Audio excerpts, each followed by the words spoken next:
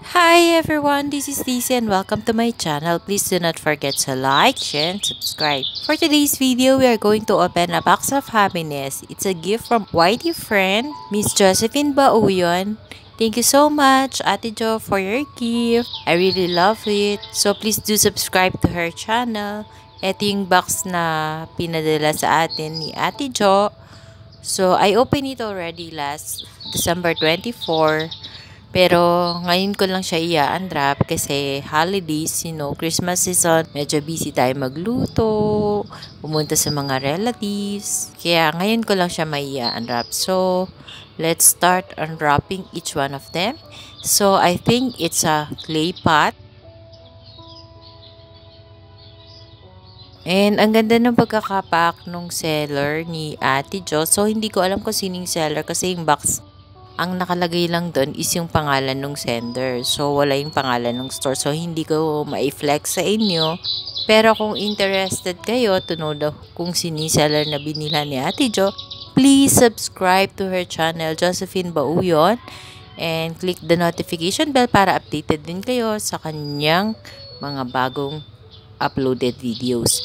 So, pwede kayong mag-comment sa kanya or i-message nyo siya dun sa comment section kung sino yung seller nito. Kasi naiya din ako magtanong kay Ate Jo kung sino yung seller. Pero, pwede ko naman din itanong. Tsaka mabait naman si Ate Jo masayahin na tao si Ate Jo. So, ito yung first na na-unwrap natin. It's actually a clay pot nga. So, ang ganda niya. Ang maganda dito sa pot na to is mababaw lang siya. So, hindi siya maaksaya sa soy mixture. And we all know na yung mga clay pots is best for succulents and cacti kasi once you water them or naulanan sila, they absorb moisture na tumutulong sa mga succulent para hindi sila ma-overwater.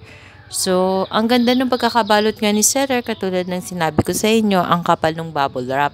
Tapos yung tape is tamang-tama yung pagkakahigpit. So, talagang very secured yung mga clay pots dito sa box. Hindi rin siya umaalog nung pinick up ko sa LBC. And actually, nahirapan talaga akong tanggalin yung bubble wrap dun sa mga pots kasi it's very tight and I was so careful kasi ayokong mabasag yung pots kasi sayang siya. So, ayan, it's the same with the first one. So, ang ganda rin nung kanyang clay pot is makinis although hindi siya ganun ka-shiny. Pero makinis, parang masasabi mo na pulido yung pagkakagawa o maayos. And then, let's open the third one. So, tignan nyo naman yung tape at yung kapal ng bubble wrap. Talagang hindi mababasag yung mga clay pots kahit siguro madagalan siya ng isa pang mabigat na box sa ibabaw. So, happy ako kasi hindi nabasag yung mga pots. Kasi yun yung mga nakikita kong unboxing sa YouTube channel na mostly pag pot ang ina-unbox nila and it's clay pot, mostly talaga hindi maiiwasan na pag hindi nagkaroon ng chip na babasag. So, depende rin siguro. Minsan kasi kahit gano'ng kakapal din naman yung bubble wrap na ginagamit, is talagang hindi maiwasan na mabasag talaga. So, ayan, it's the third one. It's the same with the first two. So, I think it's a set. Ang ganda niya. Happy ako. Thank you so much, Ate Jo. So, alisin muna natin sa box yung tatlong pot na malalaki para hindi tayo mahirapan o hindi masikip. Kasi yung aking working table is actually masikip na kasi nandito pa rin yung mga peanut ko na gift from Sisi Mitch. Hi, Sisi Mitch! And hi sister too. Tapos yan, para mas maluwang, tanggalin na natin sila sa box. So, I guess this three is pare-pareho lang din kasi parang yung inner niya is parang pare-parehas. So, medyo mahirap gupitin yung bubble wrap kasi nga it's very thick. At saka talagang nirap ng tape nung seller.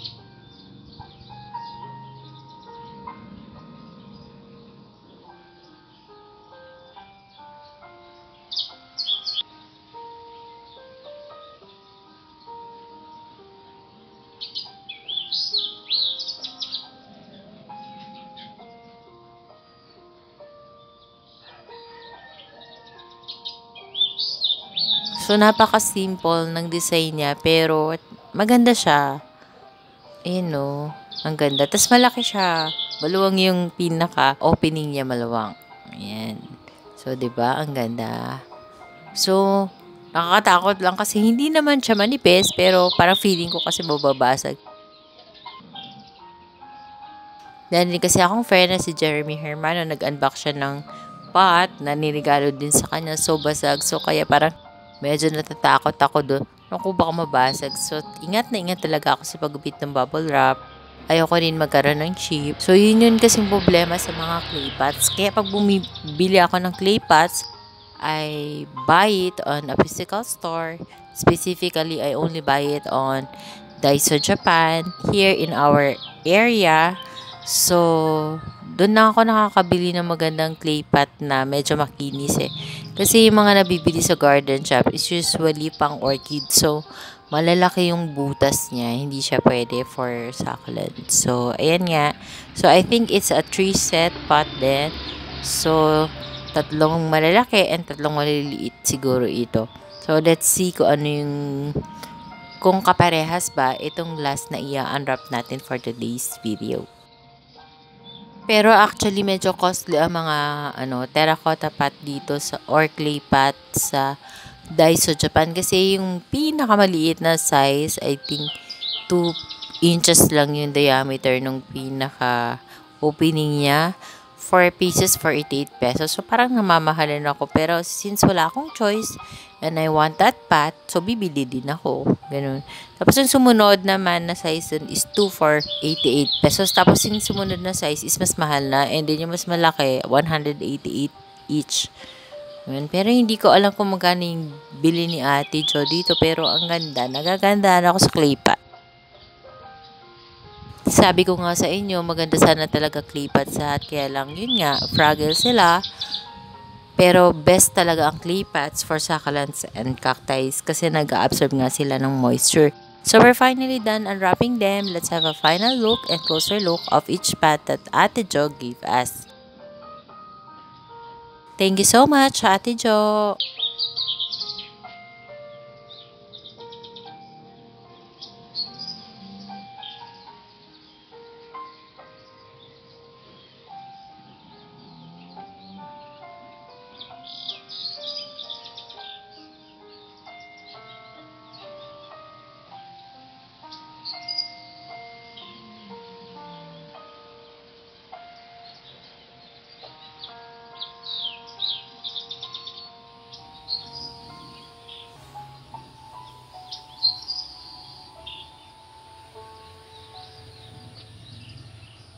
So that's all for today's video, guys. I hope you like my sharing for today.